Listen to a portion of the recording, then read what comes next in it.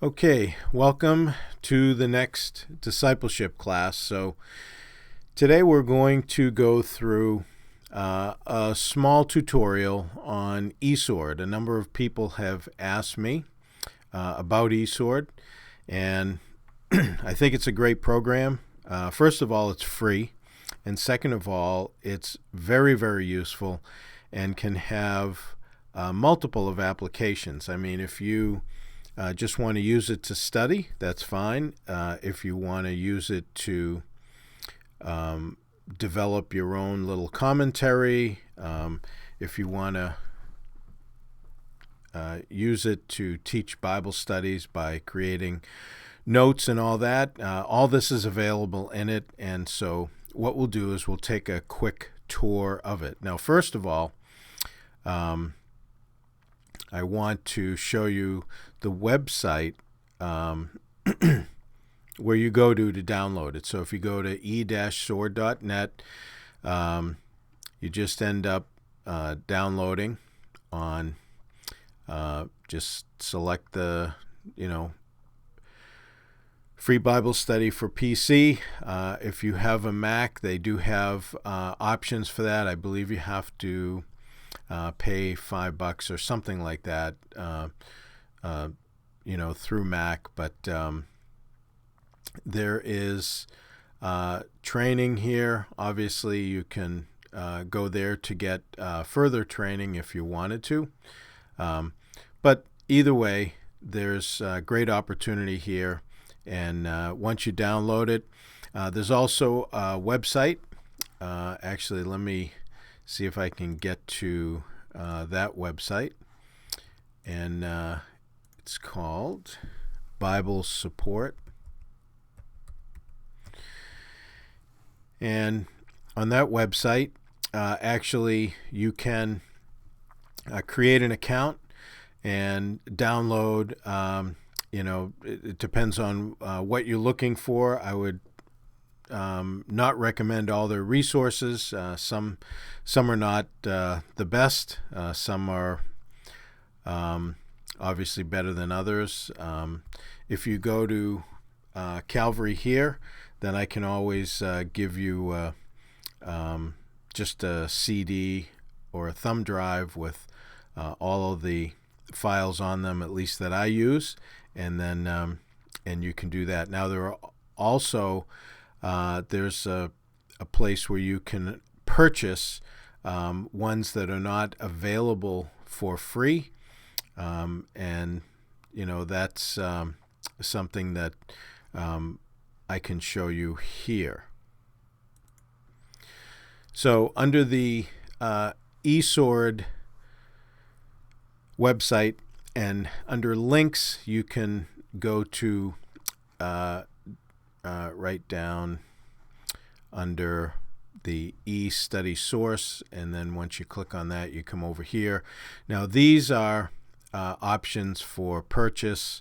They have a number of things that are available for you if you want to get in and dig a little bit deeper. So with that in mind, so let's jump into our eSword, and then we'll start walking through this. So first of all, if we just take it from left to right, on the top there's the Bible selection and any of the selected Bibles. Now I have mine here. When you put your arrow over them, they kind of pop out. Now all of the windows, and the windows can be shown in multiple windows. I'll show you an example. So if I hit this little thumbtack, when it's pointing down, it'll stay out. And then if I hit it, it'll go back over to the side. So you see there. Now the same thing with the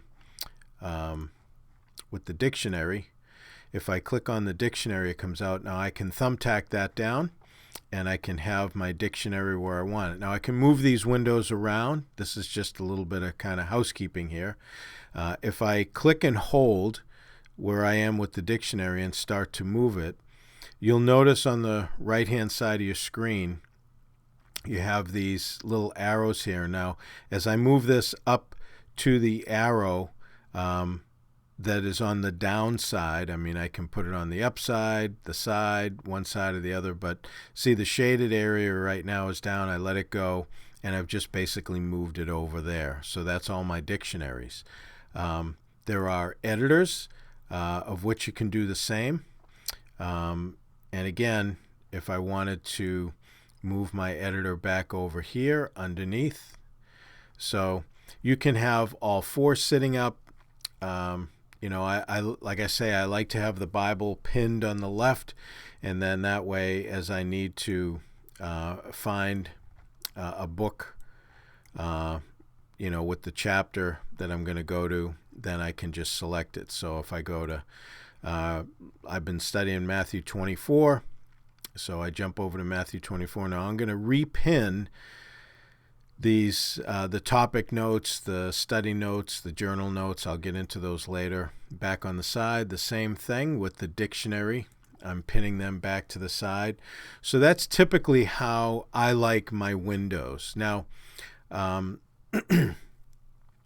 it's easy to navigate around on eSword.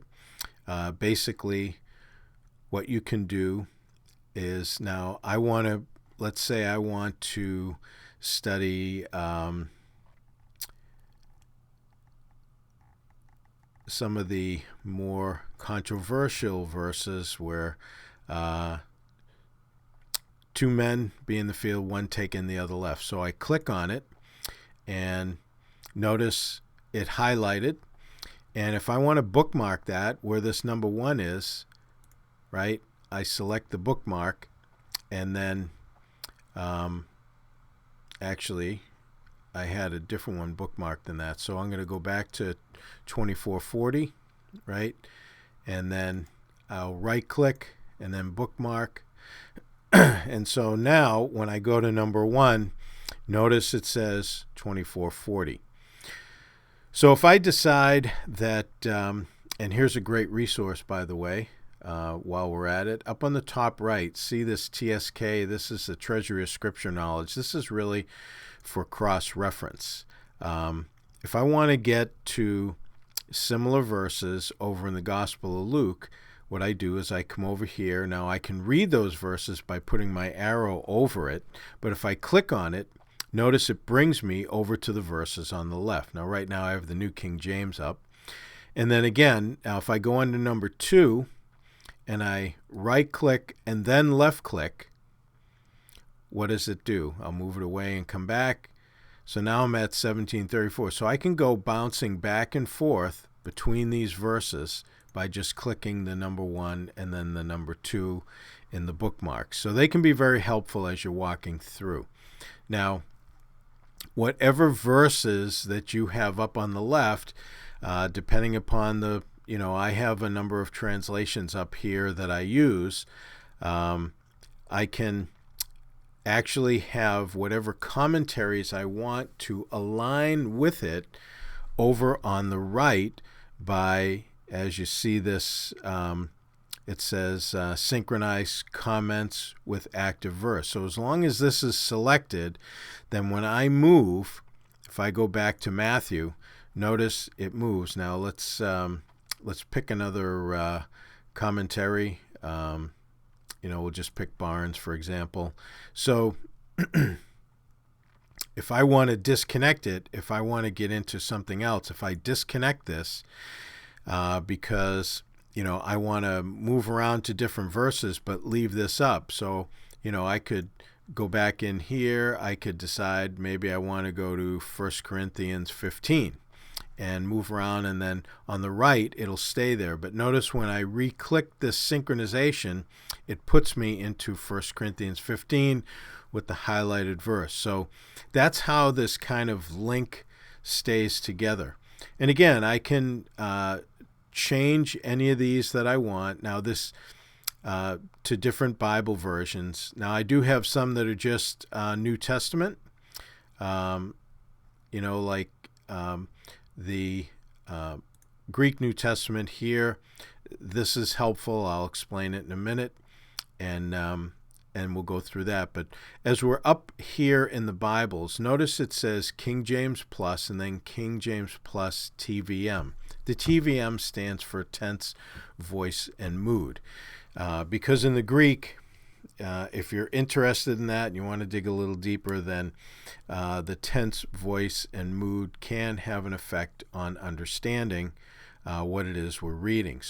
But let's just go to King James Plus. What that means, that plus means that next to each of the words, you're going to have the Strong's Concordance. So some years ago, Strong put together a concordance and numbered basically every word in the Old King James Bible. So you have all the Old Testament words are numbered with an H for Hebrew and then the number after it. And then notice here it's a G and then there's a number after it. So, for example, as I read through here, I look at the word preached in verse 2.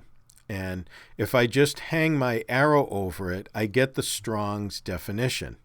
And it'll tell me what it is. But if I want to actually read it in Strong's and see what else is available, if I left click on it once, and then I go to my dictionary, and I click on my dictionary, notice I'm now in Strong's. This is essentially what I had in the little pop-up. It's the same information as here, okay? Now, all the other places and any place actually where you have an I for information, it means that somebody else has some information on that word. So if I click here on Mounce's Concise Greek-English Dictionary, he gives me the word basically evangelizo, and then he gives you some definitions and then links it to some of these different verses, right? Now, here I have a vocabulary Greek New Testament. If I click there, again, some similar information. They explain it. And then, again, here, it just tells you the two words that it is constructed from. Now, here's another helpful one. This is the King James Concordance. And again, these are only keyed right now to the Old King James. When I click on it, that same Greek word, basically evangelizo, is found in the King James Bible, translated into these different English words, the number of times and all the verses that they appear in. Okay, so now, for example, in 1 Corinthians 9:16, you see the word put in there twice because you see the little number 2 there, so it's going to appear twice in that verse. And basically, this is a concordance. This is not giving you a definition. This is just telling you how it's been translated into English, how many times throughout the Old King James Bible. So it can be very, very helpful. Now, if I click on the King James plus TVM, notice that now if I see the word preached, there's some bracketed number next to it with the G, right? Now, if I click on that, I left click on that, then I go here. Notice the only thing highlighted is the TVM, the tense, voice, and mood. Now, if I click on that, it tells me that this word preached, right, that's next to it, I can get this tense, voice, and mood, and all it's saying, it's in the aorist tense, which means it's something that Paul had already done. It was completed. It's in the middle voice. There are 3 voices in Greek. There's active, passive, and middle. And you think of it as active as I'm pinching you. I'm actively doing something. Passive is you pinching me. In other words, I'm allowing myself to be pinched at something somebody else is doing to me. And the middle voice is I'm pinching myself. So it's something I'm doing to myself. And then the voice. So then the mood is indicative, which basically just means it is informational. It's stating a fact. If it is imperative, it means it would be a command. So these things can be very helpful as you're kind of moving your way around. So let's go back to the New King James Translation. So as I'm reading here on the right, what Barnes says, notice it says, if you keep in memory. Now, this word margin, what if I say, well, what does margin mean? Well, if I click on margin, I go back to the dictionary. Notice Webster is now popped up. This is the 1828 dictionary. I click on it. Margin, a border, an edge, right? And so and what Barnes means by it, and again, you can click on anything, any word that is here, salvation, and then you go back over, and you'll get salvation in Webster as a regular dictionary, but then you also get it, notice, in others, right? So like the International Standard Bible Encyclopedia can be very helpful. It gives you typically an outline and then gets into the detail. Now, there can be a lot of reading, so you get to figure out after a while which ones are more, which ones are less reading, which dictionaries are more helpful. This is a synonym dictionary, and then Nave is typically like an outline, gives you where it's illustrated in the Bible, and the Vine's New Testament, which you can, I believe you need to purchase it, but he gets into some detail here. This is a great resource, and then he'll show you what the numbers are, and then the Greek word, the number, and then he'll explain how it's used in various verses. So you have here the nouns, and then you have one adjective. So there are two words under the nouns, soter and soterion, right? So they're very similar. It's just a different form of the noun, but essentially, this is how you move around in the basics of eSword. So, having said that, I think probably on the Bible, let's look into seeing how we can do some searching. So as we go up here to the Bible area, notice where these little binoculars are. If you click the binoculars, then it comes up, and you can do a search. There's a couple of ways to do searches. First of all, I can just type in up here, let's say if we search for salvation, which we had just been talking about.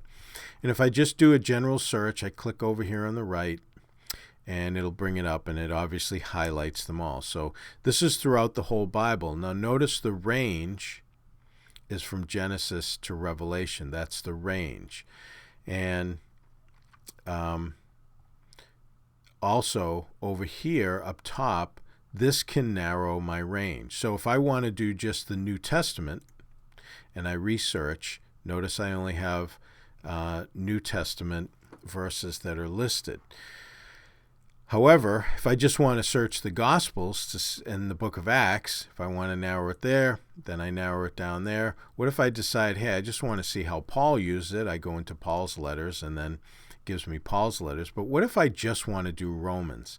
Well, then what I do is here, I just narrow it down to Romans, and then I do my search. Now, if I want to search on something very specific, let's say, I know it says somewhere that we are saved by grace. So I do saved by grace, right? And then I search, let's see, I know that's somewhere in the New Testament, and I think I remember that. So I'm going to search for all the words and see what comes up. So I only have two verses where it actually occurs. right? Now notice it says, for by grace you have been saved. Now if I do search for the exact phrase, I'll get nothing. See that? Or if I search for all the words, then again I'll just get that, those two verses, because they have all the words. If I search for any words, then again I'll get a lot, because now it's searching for saved, by, and grace, and then that's going to bring me through a ton of verses, so I want to be able to limit it down. So I want all the words on a typical search. In other words, those are the words that are in the verse. They all have to be in the verse. So if I do saved by works, let's see what comes up with that.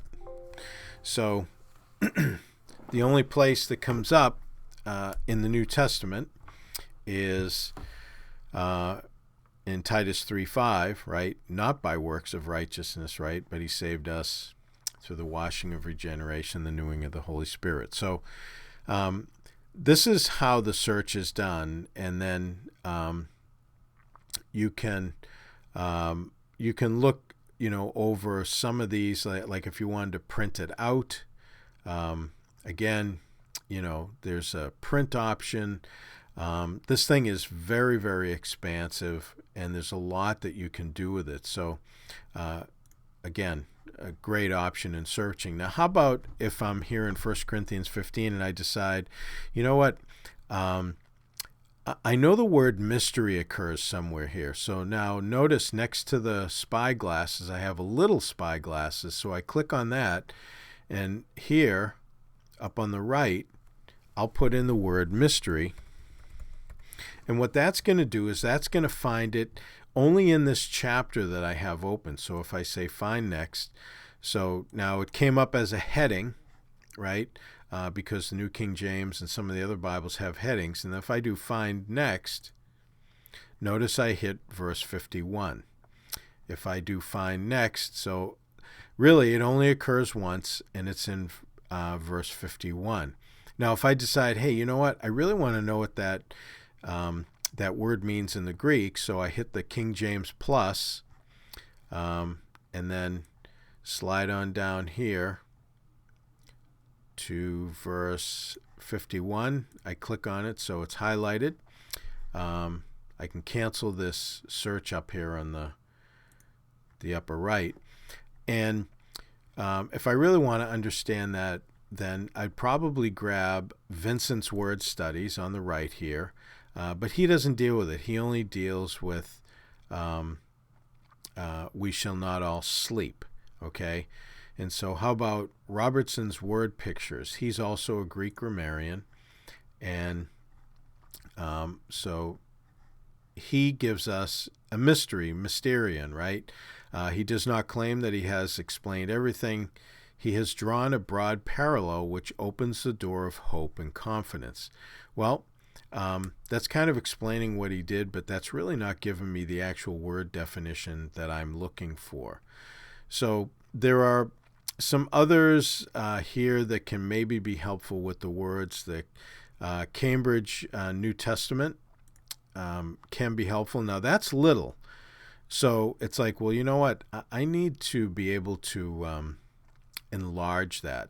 So here I have a zoom feature, so I can make the words bigger, because sometimes when they make some of these translations and then they load them into eSword, some of the sizes are not, they're not ideal.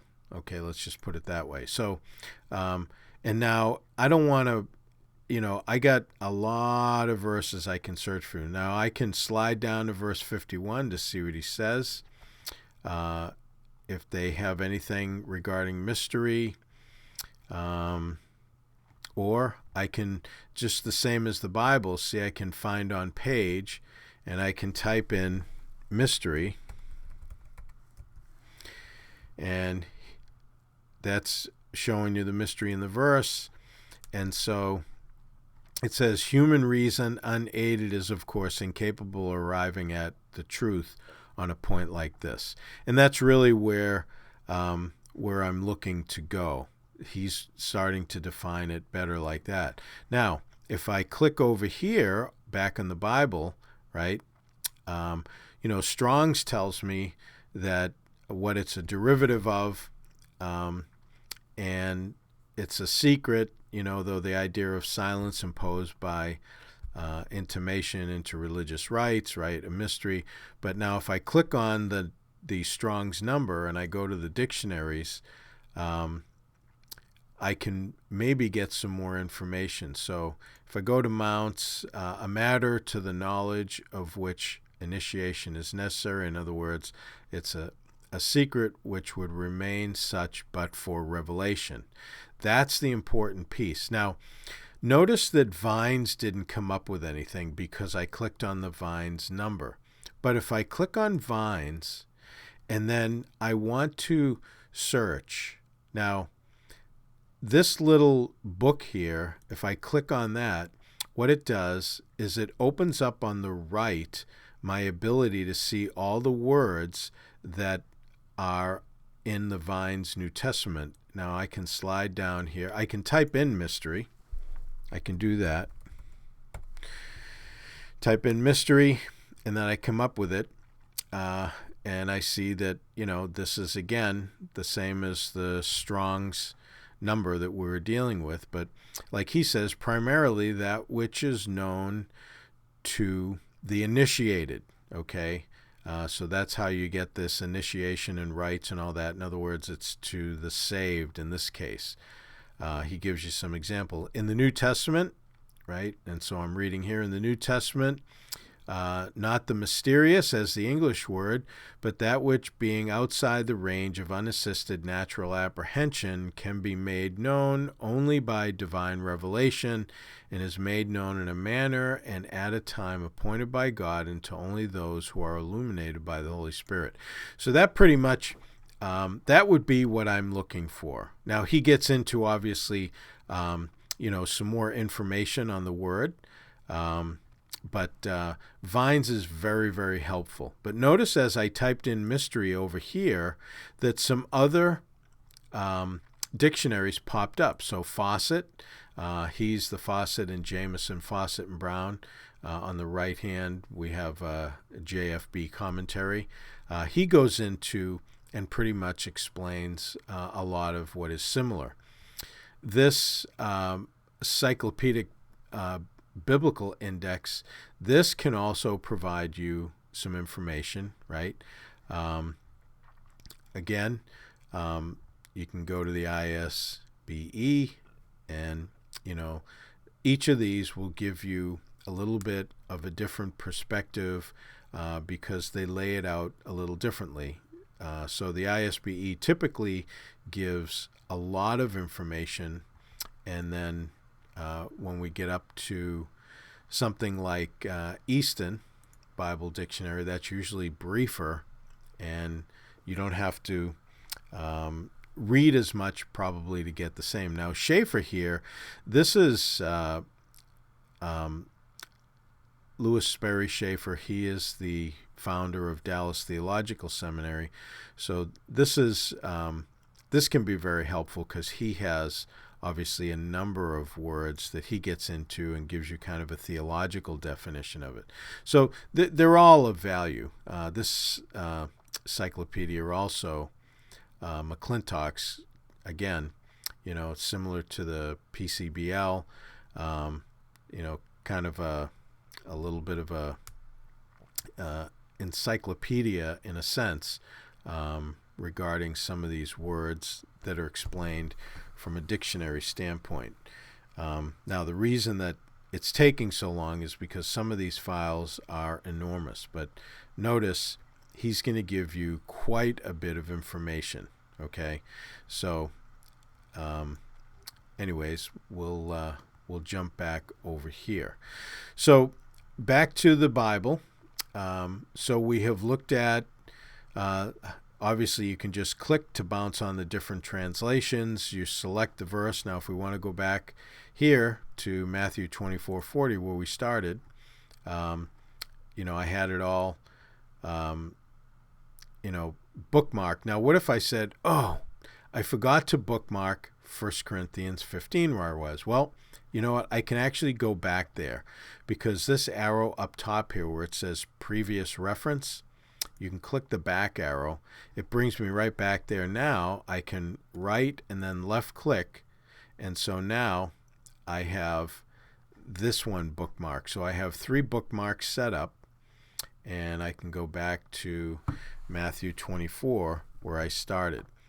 So again, what else do we have here under Bible layout? So I'm just giving you some of the generals here. Now, for example, you can do a compare. So if I do compare, notice I have these different versions that come up. Well, how do I know what versions are going to be in there? Well, if I go up under Bible and I go to Bible Compare Settings, notice all the Bibles I have come up, but only the ones that I click and put a check on are going to be the ones that come up when I do the comparison. Now that's different than parallel. And again, you got to remember, if you just have a New Testament translation, something that says NT, like this Jonathan Mitchell New Testament or whatever, or Goodspeed's New Testament or one of the Greek New Testament interlinears, then if you're on one of these and you click the Old Testament, it's just going to come up blank. So if I click parallel, what happens is I get now each Bible that I have selected in parallel. So what I have here is I have the New King James on the left, and then I have the International Standard Version that's footnoted in the middle, and then the King James Plus on the right. So if I move to, now I'm in Matthew 24. If I go back, for example, to 1 Corinthians 15, hit my third bookmark here, then some of the footnotes are actually with this International Standard Version. You can actually see what it means by the footnotes. Like, for example, verse 51, Paul says in the New King James, "Behold, I tell you a mystery, we shall not all sleep, but we shall all be changed." Notice in the ISV it says, "Let me tell you a secret. Not all of us will die, literally will fall asleep, but all of us will be changed." And then you get the different Greek words. Now, the ISV is not a literal translation.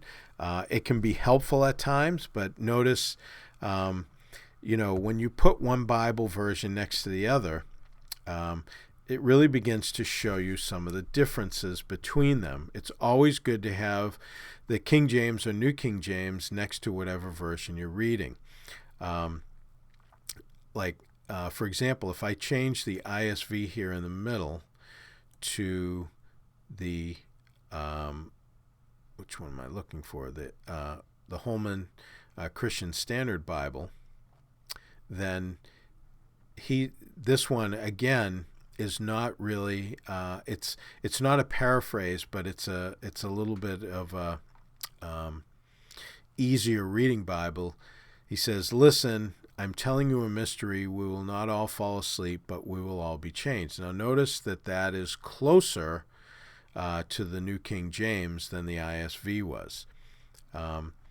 Now, if you get into something like the Phillips Translation, now Phillips is just a pure paraphrase that, Phillips will write out what he thinks it. Now notice because of how it's written out, they have to combine verses, right? "Listen, and I will tell you a secret. We shall not all die, but suddenly, in a twinkling of an eye, every one of us will be changed as the trumpet sounds." So he gives more of a little paragraph, because in a paraphrase you have a lot more said, because you're trying to almost interpret how you understand the passage, which again, this is just Phillips, his understanding of it, but can be very helpful at times. Now, if I pick Brenton, this is actually the Greek version in English of the Old Testament, And if I select it, it's going to go blank because we're in the New Testament, right? But now if I decide that I want to go to Haggai, for example, chapter 1, I'll get Brenton back, right? So this is the Septuagint or Greek version of the Old Testament translated into English, so that if I have a question as to, hey, how did they translate certain words into Greek, because the Old Testament is originally written in Hebrew. Notice the H words next to the H in the number for Strong's, right? So if I want to look up the word priest, notice what I have done personally is I have changed it so that instead of Strong's popping up, I get the Brown Driver Briggs definition, which is another lexicon, Old Testament lexicon, very much similar to Strong's. Now, if I click on the number with left click and I go to the dictionary, I can still see what Strong says, okay, by clicking on the Strong's plus. It'll come up in a second here. Computer's a little slow, but it will come up and then give me what the Strong's explanation after active participle of priest, right? Literally, one officiating, a priest, also by courtesy an acting priest, though a layman, right?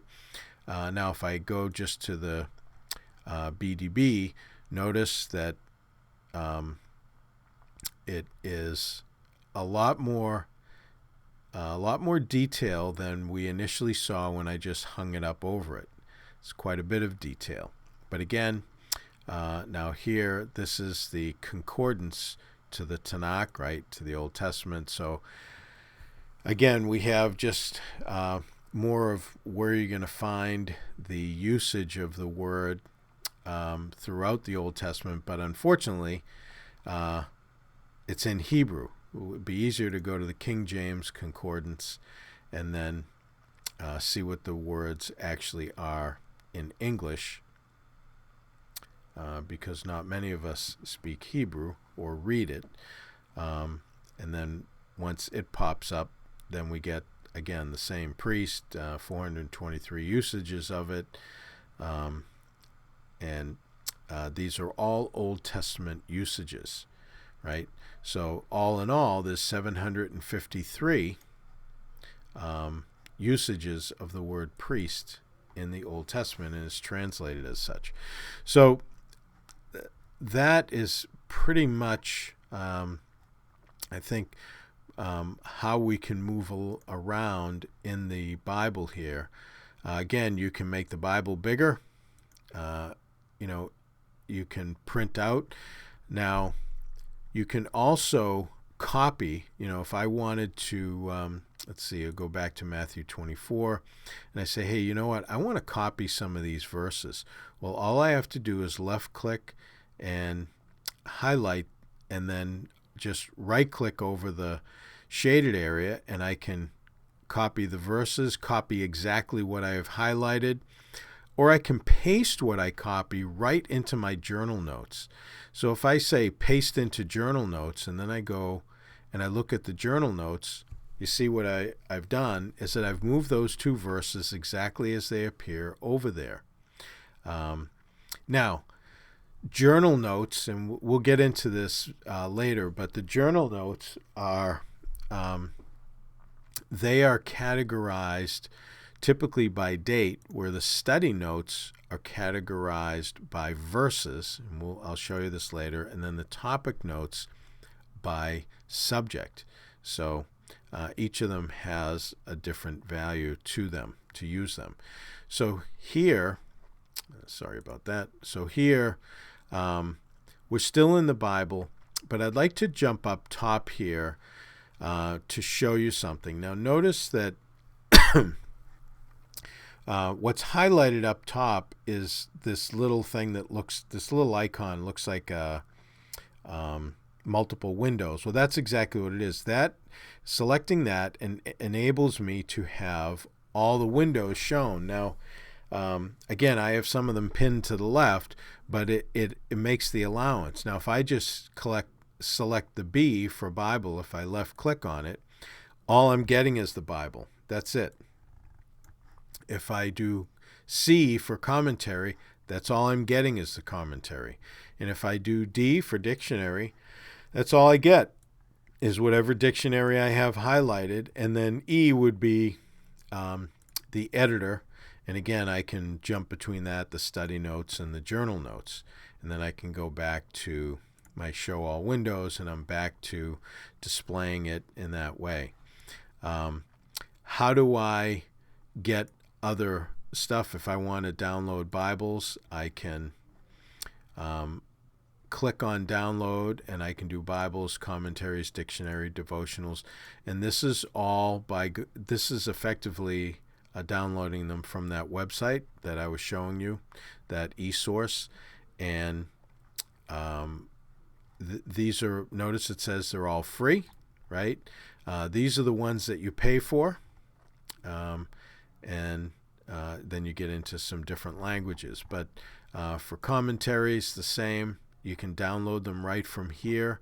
Makes it a lot easier. Dictionaries, even devotionals. I have Morning and Evening by Spurgeon installed. I typically don't do devotionals on eSword. I like to have a book in my hand if I'm going to relax and do something like that. But again, you have the free ones, and then you have the paid ones. And there's plenty of free ones. Some of these are devotionals people are familiar with, Streams in the Desert, Morning and Evening. So I only have a couple of them installed right now, but like I say, I don't typically read them on here. But that's under download. Now, options. If I decide I don't want to use that bookmarker, notice here I have it checked off. But if I deselect it, notice it goes away, right? So whether I have it on or have it off, that's where it gets turned on and off. Again, display scripture tool tips, Strong's number. These are the things that pop up. Highlight the search results, save search terms. So when you're searching, it will remember what you've searched for. There's display settings. If you decide you want to have just a regular daylight setting, how about lamplight? Well, if you say OK, then notice that everything turns a little bit of a tan color. Some people like that. And how about low light, right? That's a dark color where everything is kind of opposite. I don't really care for that much, but the daylight is just fine with me. Font settings, options and font settings. When the font setting comes up, you can select whatever font that you would prefer to read in, and many of these are just your common fonts that you'd find like in Microsoft Word or something like that.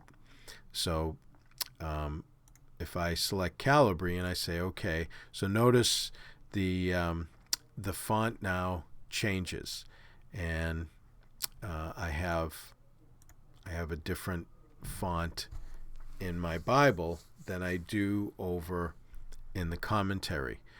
But that would be the default font. So I can actually let's see. Let me get back to. I think it was Palantino. I think that was it. Yeah, that was it. So it all depends on how you want to read it. Again, under options, you can have the app theme. I have the blue theme, which is typical. The silver makes everything much lighter, and the black obviously makes everything pretty gray. Again, it just depends on how you want to watch it, how you want to read it. The language is English. The editor options, I have selected paste as formatted. That's how I want them. So, this is pretty much it. Let's see. You can get into daily devotions with the tools. Again, this is Spurgeon's morning and evening. And like I say, I have a couple of other things here if I want. This is my utmost for his highest. Now, this didn't show up on the downloads because I got it from someplace else. They don't offer it there. Neither do they offer F.B. Meyer or this little meditation called Jowett. Hoekstra, Bob Hoekstra, who went to be with the Lord, wrote this one, and then Carl Henrik put this one together. So again, they're just by preference. And now, so far, we've pretty much gone over some of the basics with the Bible. We haven't even really get into some of the commentary value yet. We just kind of bounced around, with the Bible. Let me show you one more thing before we end for today. So here I am, and I decide that I want to do this cross-reference here for this verse. With Matthew 24:40, two men will be in the field, one taking the other left. So really that becomes a commentary issue. And if I'm not sure, I do want to read it, perhaps in a parallel, looking at some of the other verses in the middle. I'll try the Net Bible. The Net Bible's a decent translation. They have it. They're evangelical scholars that did it. So they tell me then there will be two men in the field, one taking the other left. So again, none of the variant versions are really going to change it much. Okay, it is what it is. So really, I need to kind of jump over into some of the commentaries and see how it's viewed. Now, this can be viewed a few different ways, which we don't need to get into right now, but this is where I would look. So I have all the eyes here, and now here's an important feature that we need to understand is that you're going to get in commentaries what the theology of the commentator is. If they have a different perspective than another one. Now, on the right here, I got a number of commentaries, and I have people that are Calvinists, I have people that are Arminians, and I also have evangelicals, kind of everything in between. So, having said that, we need to understand some commentaries are better in eschatology and prophecy. Some are weaker in that way. What I'll try to do, this is obviously going to go into a part 2. What I'll try to do next time is actually walk through some of the commentaries and give you some of the value of each of them. If I want to look up a word as opposed to get kind of a context and flow of thought and kind of what the background theology is on some of these. So that will be helpful. But for now, I think on the Bible side, I think we've gone through pretty much most of what it is that we need to know about the Bible in order for it to be useful for us. And then this Lexham English Bible, they have this. This is a version, actually, I believe, that was put out by the Logos people that make that Bible software, which can be quite expensive, but that's why I like eSword. eSword has, this is a ton of information for free, other than if you decide you wanted to buy some modules. Like I know the New King James is a module for purchase, and like some of the commentaries and other features. But there are other things we want to get into. We want to get into the graphics viewer, the reference library, the commentaries.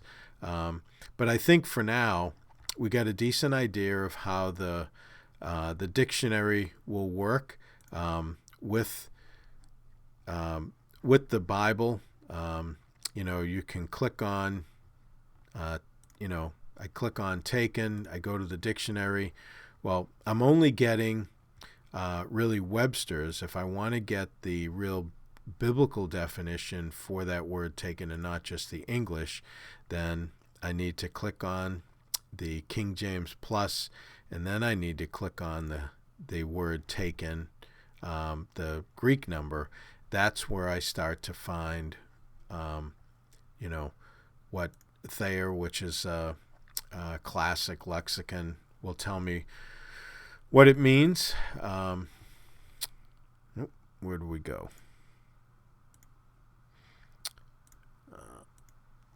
So there's Thayer, and he gives me a decent definition. But I'll always check Vine's New Testament, and I will spell the word out. As a matter of fact, let me show you this.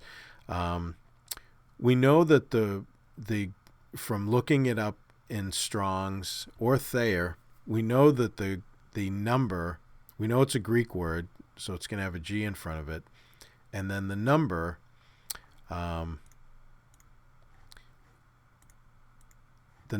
is G3880.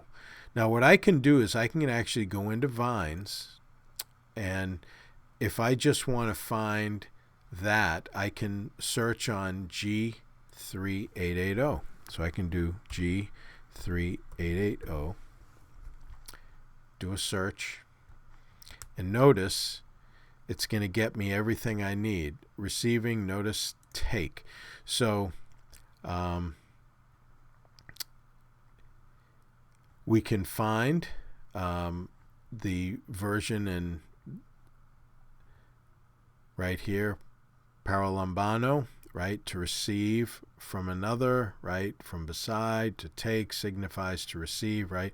So I can actually get a good understanding, and he also gives me all the verses that it's used in, so I can make a comparison. I can just pop right through it, Now, as this is popping up, notice that it's popping up. I have this pop-up, and I believe it is Scripture Tooltips. Here, notice it says Active Translation. But if I change this and I make it, let's make it the New King James Version. I go by it. There we go. New King James Version, and then in the Old Testament, the New King James Version. Say OK. Now notice when I get in here, now it's the New King James Version, and that was going from into options and Scripture Tooltip, and then changing it to the the standard translation for the pop-ups. So no matter what I have over in the Bible section here, it's always going to pop up with the New King James. Now, if I want to slide this down, I want to keep it up, but I want to maybe go over to, some other commentary. And again, I have to click somewhere to select the commentary window, and then that allows the pop-ups to happen over here, and it'll also do it obviously over here in the Bible as you go over the numbers. But I can leave this up. I can kind of float it off to the side a little bit and grab it back in. I can make it a lot smaller. I can do what I want to do if I want to leave it up. Now here's the other thing. before we leave this. So right now I'm in Matthew. Now notice he says this word occurs here in 1 Corinthians 15:3. So watch. I'm going to click on it, and my Bible goes to 1 Corinthians 15:3, right? And the word received is here. Same word, right? So I got Strong's popping up here on the left, and then I have it here with Vine's definition, and it's moved because I have this link here selected, it's moved over to whatever commentary that I may reference, right? So this is important because I think it becomes much more usable as you kind of learn how to click around and all else. So anyways, we are coming up on an hour, and I thought I'd get the whole thing done today, but I did want to show you how to kind of move around on it, so without being too quick.